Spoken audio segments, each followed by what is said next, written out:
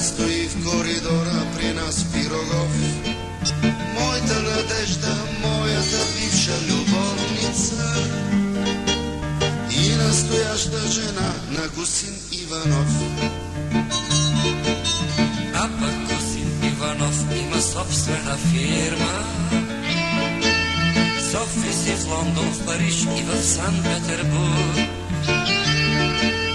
Този Гусин Иванова го пазят четирма. Аз пък съм никой беден държавен хирург. Моята надежда, моята надка никога сякаш не е било. Бе любовта ни бурна и кратка, моето тясно студентско легло. Тъжно живота всичко подрежда, имах способности, нямах пари.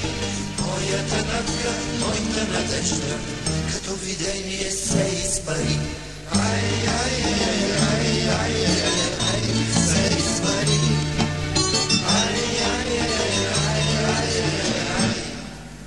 Ето надежда стои посред нощ в кабинета и в очите й прежната нежна любов.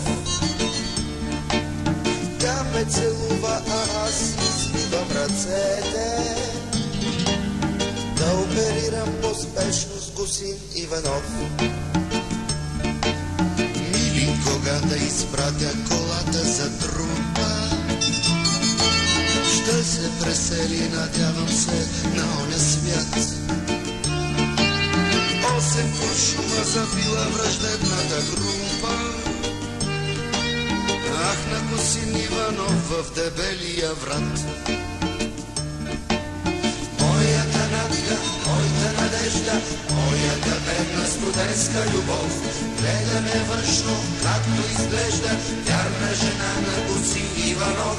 Моята надежда, моята надка, хайде било, каквото било. Ето и аз ще улуча десятка, моето време е вече дошло. Ай, ай, ай, ай, ай, ай, ай, ай, е вече дошло. Ай, ай, ай, ай, ай, ай. Имам кристална мечта от студентски години, 100 асистента край мен като главен хирург. Собствена болница редом до собствена клиника, с клонове в Лондон, в Париж и в Санкт-Петербург. Хващам уверено скалпела с ръкавица, 8 куршума и в 5 сутринта съм готов.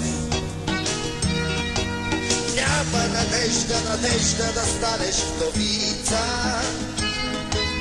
ще оживее надежда Гусин Иванов. Тръгва си вече с Богом надежда, с Богом студентска моя мечта. Не ме целува, не ме поглежда, отва фаталната бяла врата.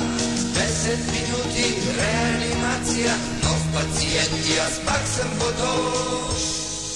Трябва да има такива глупаци, за да живее Гусин Иванов. Ай, ай, ай, ай, ай, ай, ай, Гусин Иванов.